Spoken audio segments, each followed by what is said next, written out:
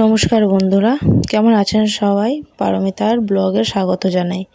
তো বন্ধুরা, প্রথমে আমি আপনার বড় ঠাকুরের এখানে দেখিয়ে দিচ্ছি। এই হচ্ছে আমার বাড়ির চারিপাশটা, আর এই হচ্ছে আমার ছাদের গাছপালা। এই দেখুন কি সুন্দর বেল ফুল ফুটেছে। এত ফুল হয়েছিল, মানে গন্ধে সারা ঘর মোমো করছিল। এই হচ্ছে গোলাপ গাছ আমার, পাশে তুলসী গাছ আছে। এই হচ্ছে আমার ছোট্ট বাগান ছাদের। এটা হচ্ছে পাথরকুচি গাছ, লেবু গাছ, নয়নতারা ফুল গাছ, সাদা ফুল গাছ, এখানে আছে অ্যালোভেরা আর অপরাজিতা ফুল গাছ। এটা হচ্ছে কুমড়ো গাছ, আর এদিকে আছে গাঁদা ফুল গাছ। এটা হচ্ছে কাঁচা লঙ্কার চারা লাগানো, আর এটা হচ্ছে স্ট্রবেরি গাছ। দেখুন স্ট্রবেরি গাছে কি সুন্দর ফুল এসেছে, স্ট্রবেরিও হয়েছে ছোট্ট বড় একটা। তো সকালেই যেহেতু আমি ওপরে চলে আসি, ওপরে যেহেতু আমার ঠাকুর ঘর আছে, এখানে আমি পুজো দেওয়ার জন্য ওপরেই চলে আসি। তো বন্ধুরা, দেরি না করে চলো এবার আমি পুজোটা সেরে ফেলি। তো ফাইনালি আমার ঠাকুর ঘরে ঠাকুরের থালা বাসন ধুয়ে ঘর পরিষ্কার করে আমার পুজো দেওয়া কমপ্লিট হয়ে গেছে। এই হচ্ছে আমার সকল দেবতা। তো সবাই দর্শন করে নিন, প্রণাম করে নিন। আর আমি ঠাকুরের কাছে এটাই প্রার্থনা করি, সকলকে ভালো রাখবেন, সুস্থ রাখবেন। তো বন্ধুরা, আমি রান্নাঘরে চলে এসেছি। এবার দেখে নিই চলো আজকের কি রান্না বান্না হচ্ছে। তো আজকে আমি সকালে টিফিন খাওয়ার জন্য বেগনি আর আলু ভেজে নিয়েছিলাম। আর সকলকে বলে দিয়ে শুভ নববর্ষের অনেক অনেক শুভেচ্ছা ও ভালোবাসা। আর এই দেখো আমার মেয়ে আঁকছে আর টিভি দেখছে। তো আমার মেয়ের আঁকাগুলো আমি আপনাদের পরে দেখাচ্ছি। আমার মেয়ে খুব সুন্দর আঁকে। আর এই বাবা নিয়ে চলে এসেছে বাজার। এখানে দেখতে পাচ্ছেন সমস্ত সবজি রয়েছে, কিন্তু এই বাজার আছে কিছুই রান্না হবে না।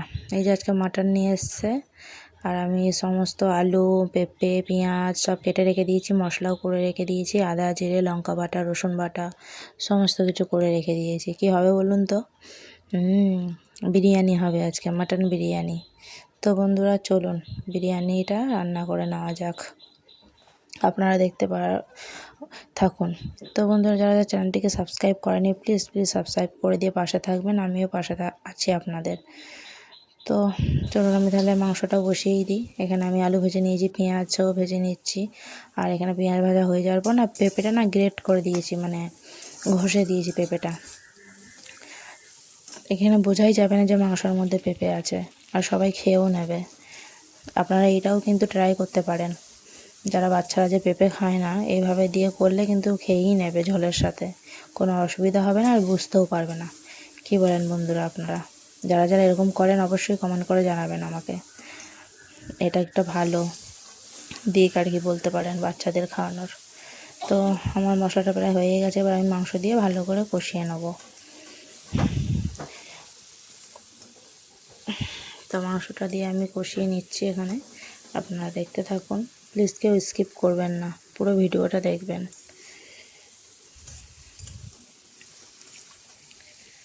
তার শুভ নববর্ষের দিনে আপনারা কী করলেন বাড়িতে অবশ্যই জানাবেন আমাকে। তো আমার মাংসটা যেহেতু হয়ে গেছে, মশলাও দিয়ে দিয়েছি, কষানো হয়ে এসছে, এবার জল দিয়ে দেবো। তো উষ্ণ গরম জল আমি করে রেখে দিয়েছিলাম, সেই জলটাই আমি তরকারির মধ্যে দিয়ে দিলাম।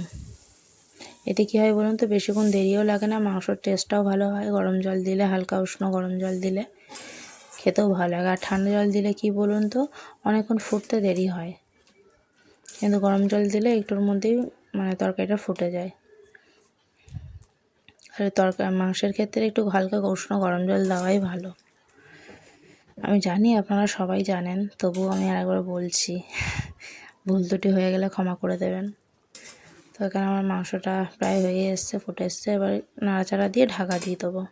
আর আমার মেয়ে যেহেতু মাংস খায় না, ওর জন্য দুটো আমি ডিম দিয়ে দিয়েছি। তো এবার ঢাকা দিয়ে দেবো।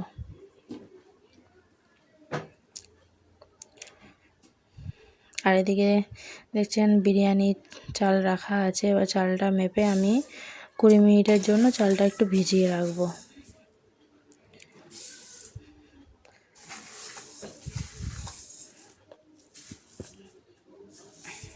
চালটা একটু ভিজিয়ে রেখে দেবো, ভালো করে ধুয়ে নিয়ে নেড়ে চেড়ে এবার ভিজিয়ে রাখবো এটা 20 মিনিট মতন, এর বেশি রাখবো না।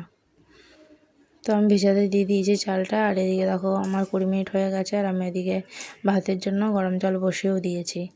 ওর মধ্যে তেল, এলাচ, দারচিনি, তেজপাতা দিয়ে আমি গরম জলটা বসিয়ে দিয়েছি। আর এখানে প্রায় আমার তরকারিটা হয়ে এসছে। আমি একটু নাড়া দিয়ে নিলাম যাতে নিচে না লেগে যায়।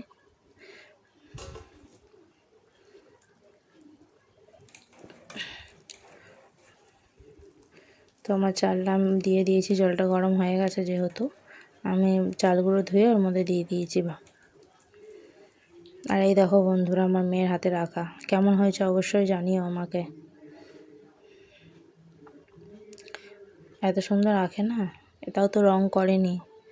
আরও সুন্দর সুন্দর আঁকা আপনাদের সাথে শেয়ার করব, আপনারা বলবেন কেমন হয়েছে।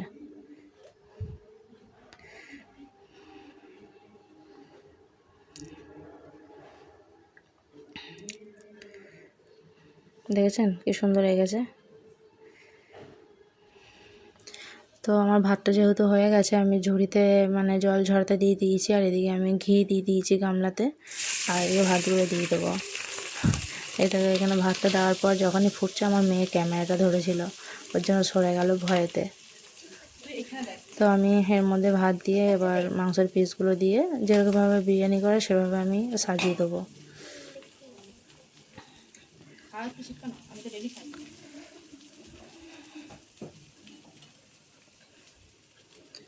দিয়ে দিলাম মাংসের আলু, মাংস দিয়ে দিলাম, এরপর আবার ভাত দিয়ে দেবো। এইভাবে আমি সাজিয়ে নেবো। তারপর লাস্টে একটু গরম মশলা আর ঘি দিয়ে দেবো। গরম মশলা বেটে, মানে গরম মশলার জলটা আর কি বেটে রাখা আছে কাপে, এটা আমি দিয়ে দেবো। সামান্য একটু পরিমাণ নুন দিয়ে দিলাম। এই যে গরম মশলার জলটা আমি দিয়ে দিচ্ছি। আর আমার জন্য না আমি আলাদা করেছি, মানে আমি ঘি খাই না, তো ওর জন্য আমার ওই তরকারির কড়াইতেই আমার জন্য অল্প করে তরকারিটা তুলে নিয়েছি বেশিটা, আর অল্প করে আমার জন্য আমি কড়াইতেই করে নিয়েছি।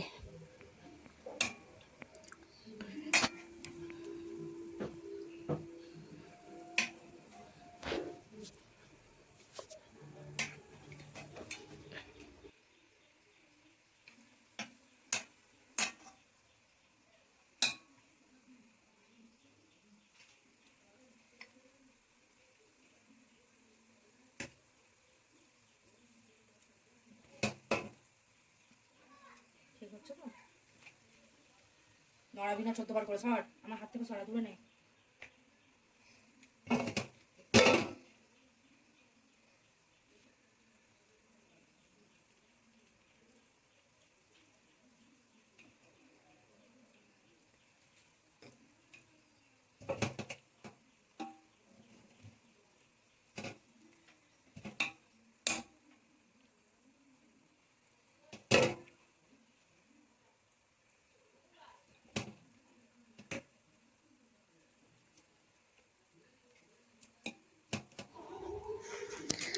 তো আমার পুরো সাজানো হয়ে গেছে। এবার সামান্য একটু আমি ঘি দিয়ে নেবো এতে ওপরে, ঘি দিয়ে তারপর ঢাকা দিয়ে দেবো।